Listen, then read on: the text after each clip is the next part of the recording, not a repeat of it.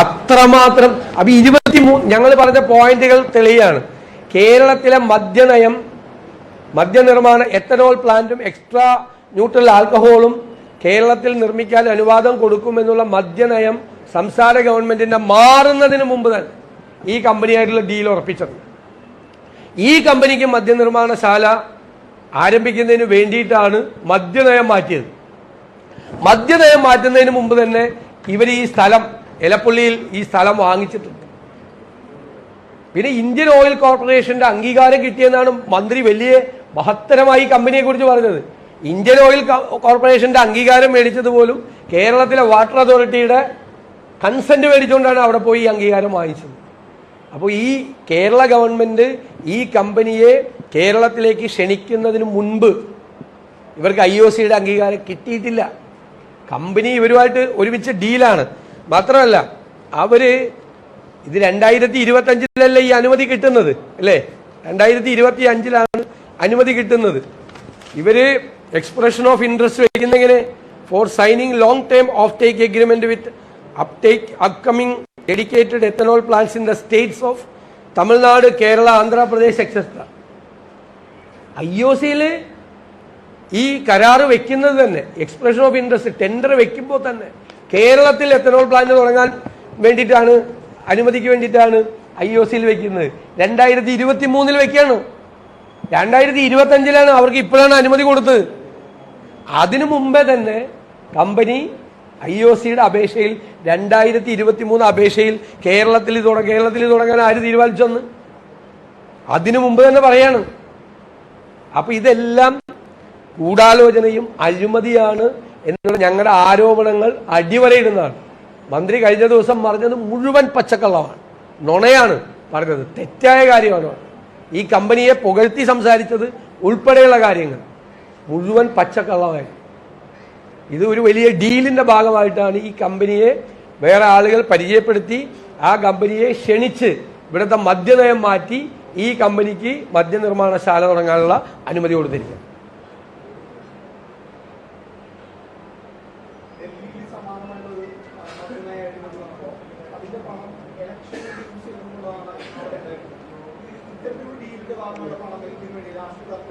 അല്ലാതല്ല, അത് പൈസ അവരെങ്ങനെയും ചെലവാക്കിയേക്കണമെന്ന് എനിക്കറിയില്ലല്ലോ. എന്തായാലും അഴിമതി പണം ഉണ്ട് ഇതിൻ്റെ അകത്ത്.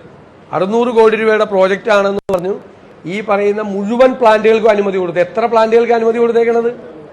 മൾട്ടി ഫീൽഡ് ഡിസ്റ്റിലേഷൻ യൂണിറ്റ് ഇല്ലേ, പിന്നെ brewery unit, brandy spirit unit, Indian made foreign ലിക്കറിന്റെ ബോട്ടിലിംഗ് യൂണിറ്റ്, ഇതെല്ലാം കൊടുത്തിരിക്കുകയാണ്. എല്ലാ സാധനവും മദ്യനയത്തിൽ പറഞ്ഞിരിക്കുന്നതും പറയാത്തതും മുഴുവൻ കൊടുത്തിരിക്കുകയാണ് അവര്. എന്നിട്ട് കമ്പനിയെ പുകഴ്ത്തിക്കൊണ്ടിരുന്നു. ഈ കമ്പനിയെ പുകഴ്ത്തിയപ്പോഴാണ് എനിക്ക് സംശയം തോന്നി. ഞാൻ കമ്പനിയെ കുറിച്ച് അന്വേഷിച്ചത് കൂടുതൽ പുകഴ്ത്തിയപ്പോൾ. അപ്പോഴാണ് ഡൽഹി ലിക്കർ സ്കാമിൽ ഇവരുടെ ഉടമയെ അറസ്റ്റ് ചെയ്യപ്പെട്ടിട്ടുണ്ട്. മാത്രമല്ല പഞ്ചാബിൽ ഇവരുടെ പ്ലാന്റിന്റെ 4 കിലോമീറ്റർ ചുറ്റളവ് ഗ്രൗണ്ട് വാട്ടർ മുഴുവൻ, ഭൂഗർഭ ജലം മുഴുവൻ ഇവർ മലിനമാക്കിയതിന് സെൻട്രൽ പൊല്യൂഷൻ കൺട്രോൾ ബോർഡും പഞ്ചാബ് പൊല്യൂഷൻ കൺട്രോൾ ബോർഡും ഇവർക്കെതിരെ കേസെടുത്തിട്ടുണ്ട്. ഇവർ ബോർവെല്ലിൽ കൂടി ഈ ഇൻഡസ്ട്രിയൽ പൊല്യൂഷൻ ഉണ്ടല്ലോ, ഇതുണ്ടാക്കുമ്പോൾ ഒരു പൊല്യൂഷൻ ഉണ്ട് ഭയങ്കര. ആ പൊല്യൂട്ട് ആയിട്ടുള്ള സംഭവങ്ങൾ മുഴുവൻ, വേസ്റ്റ് മുഴുവൻ ഇവര് ഈ ബോർവെല്ലിൽ കൂടിയാണ് ഇത് തള്ളിക്കളഞ്ഞത്. അതാണ് കണ്ടുപിടിച്ച് അവര് ക്രൈം ചെയ്തിരിക്കുന്നതെന്ന് പൊല്യൂഷൻ കൺട്രോൾ ബോർഡ് കണ്ടുപിടിച്ച കമ്പനിയാണ്.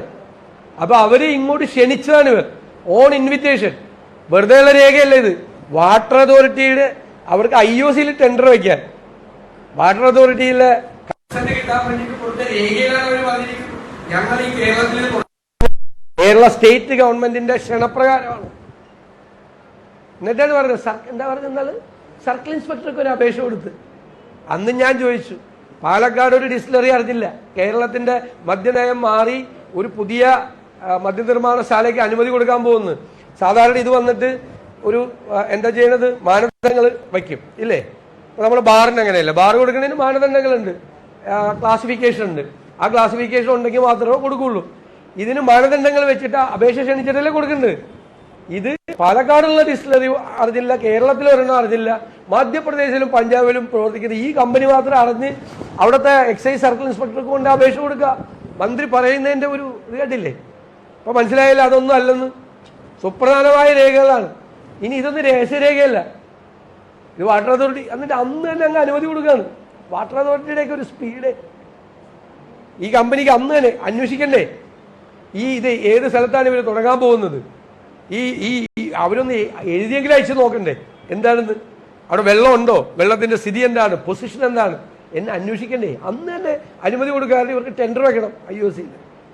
എന്നിട്ട് മന്ത്രി പറഞ്ഞ പച്ചക്കള്ളം IOCയിൽ കേന്ദ്ര ഗവൺമെന്റിന്റെ അംഗീകാരമായിട്ടാണ് ഈ കമ്പനി വന്നത്, അതുകൊണ്ടാണ് അവർക്ക് കൊടുത്തത്. കേന്ദ്ര ഗവൺമെന്റിന്റെ അംഗീകാരവും IOCയുടെ അംഗീകാരവും കിട്ടുന്നതിന് മുമ്പ് ഈ കമ്പനി ഇങ്ങോട്ട് ക്ഷണിച്ചു കൊണ്ടുവന്നു.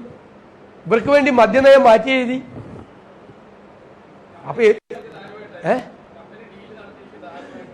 കമ്പനി എക്സൈസ് മന്ത്രി, മുഖ്യമന്ത്രിയുടെ അറിവോടുകൂടി എക്സൈസ് മന്ത്രിയായിട്ട്, അതിന് ഇടനിലക്കാരും ഉണ്ട്.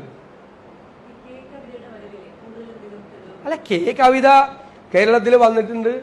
അവർക്ക് അദ്ദേഹമായിട്ട് എക്സൈസ് മന്ത്രിയായിട്ട് ബന്ധമുണ്ട്. നേരത്തെ അവർ കേരളത്തിൽ വന്ന് താമസിച്ചിട്ടുണ്ട്. അവർ ഈ കമ്പനിയെ എക്സൈസ് മന്ത്രിക്ക് പരിചയപ്പെടുത്തി കൊടുക്കുന്നവരാണ്. അവർ ഡൽഹി ലിക്കർ സ്കാം കേസിലെ പ്രതിയാണ്.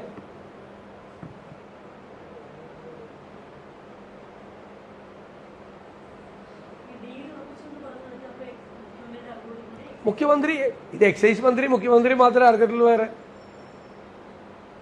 അറിഞ്ഞിട്ടില്ലല്ലോ. ഇന്നാള് മന്ത്രിസഭയുടെ നോട്ട് ഹാജരാക്കിയപ്പോൾ പറഞ്ഞല്ലോ വേറെ ഒരു വകുപ്പ് അറിഞ്ഞില്ലെന്ന്, വേറൊരു വകുപ്പ് അറിഞ്ഞില്ലെന്ന്. അദ്ദേഹം ഞാൻ രഹസ്യരേഖ എന്നല്ല പറഞ്ഞത്. ആരും പുറത്തു കൊണ്ടുവരാത്ത, ആർക്കും അറിയാത്തൊരു കാര്യം ഒരു വകുപ്പുമായിട്ട് ചർച്ച ചെയ്തില്ല എന്ന ഞങ്ങളുടെ ആരോപണത്തിന് അടിവരയിടുന്നതിന് വേണ്ടിയിട്ടാണ് ഞാൻ ആ മന്ത്രിസഭാ നോട്ട് ഹാജരാക്കിയത്. മന്ത്രിസഭാ നോട്ട് വ്യാജമാണെന്ന് പറഞ്ഞില്ലല്ലോ, ഞാൻ ഹാജരാക്കിയ രേഖ വ്യാജമാണെന്ന് പറഞ്ഞില്ലല്ലോ. ഇതും ഒന്നുമല്ല, ഇതൊക്കെ ഔദ്യോഗിക രേഖകളാണ്, ഒഫീഷ്യൽ രേഖകളാണ്. ഇതെങ്ങനെ ഞങ്ങളുടെ കയ്യിൽ കിട്ടിയെന്ന് അന്വേഷിച്ച് ഉണങ്ങി പോയിക്കോട്ടെ, പക്ഷേ ഞങ്ങളുടെ കയ്യിലുള്ളത് നിങ്ങൾക്കും തരാം ആ രേഖകൾ മുഴുവൻ. ആ സീക്വൻസ് നോക്കിയാൽ അറിയാം, ഡേറ്റിന്റെ ഇതൊക്കെ നടക്കുന്നത് 2023 കമ്പനിക്ക് അനുമതി കൊടുക്കുന്നത് 2025 ഒരു മാസം മുമ്പ് അല്ലേ? ഈ മാസം ആകുന്നേ ഉള്ളൂ, ഈ മാസത്തിലാണ്, ജനുവരി.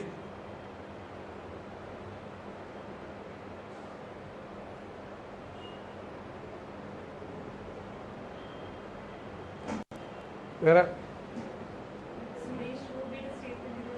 അല്ല, രണ്ട് മന്ത്രിമാരുടെയും പ്രസ്താവന, രണ്ട് കേന്ദ്രമന്ത്രിമാരുടെയും പ്രസ്താവനകൾ അപക്വമായ പ്രസ്താവനയാണ്. ഒന്ന് ജോർജ് കുര്യൻ കേരളം പിന്നോക്കം നിൽക്കുന്നു എന്ന് ഉറക്കെ വിളിച്ചു പറയാനാണ് പറയുന്നത്. എന്നാൽ നിങ്ങൾക്ക് എന്തെങ്കിലും തരാമെന്ന്.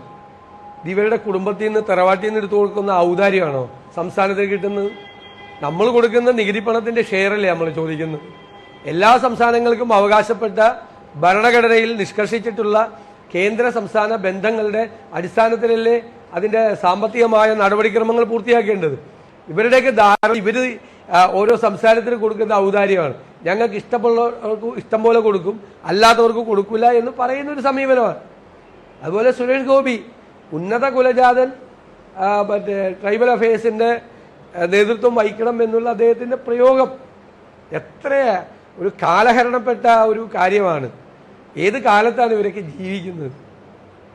അപ്പോൾ അവർ രണ്ടുപേരും പറഞ്ഞിരിക്കുന്ന അവരുടെ കേന്ദ്രത്തിന്റെ ആറ്റിറ്റ്യൂഡും BJPയുടെ ഒരു സമീപനവുമാണ്. കേരളത്തോട് പുച്ഛമാണ് അവർക്ക്, അതാണ് കാണിക്കുന്നത്.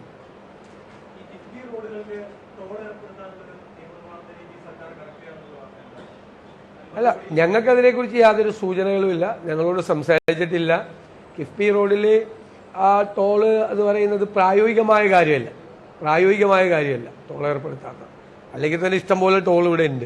ഇനി അനാവശ്യ ടോള് ഏർപ്പെടുത്തി റോഡ് പണിയുമ്പോൾ ടോൾ ഏർപ്പെടുത്തി റോഡ് പണിയൊന്ന് പ്രഖ്യാപിച്ചിട്ട് വേണം. ഇതങ്ങനെയല്ല ചെയ്തിരിക്കുന്നത്. ആർക്കെതിരെ? അത് മുകേഷ് തീരുമാനിക്കട്ടെ, അവരുടെ പാർട്ടി തീരുമാനിക്കട്ടെ. രണ്ടാമത്തെ കുറ്റപത്രമാണ്. അതിനെതിരായിട്ട് എന്ത് നടപടി സ്വീകരിക്കണമെന്ന് അവരുടെ പാർട്ടി തീരുമാനിക്കട്ടെ, അദ്ദേഹം തീരുമാനിക്കട്ടെ, അദ്ദേഹം രാജിവെക്കണോ വേണ്ടേ.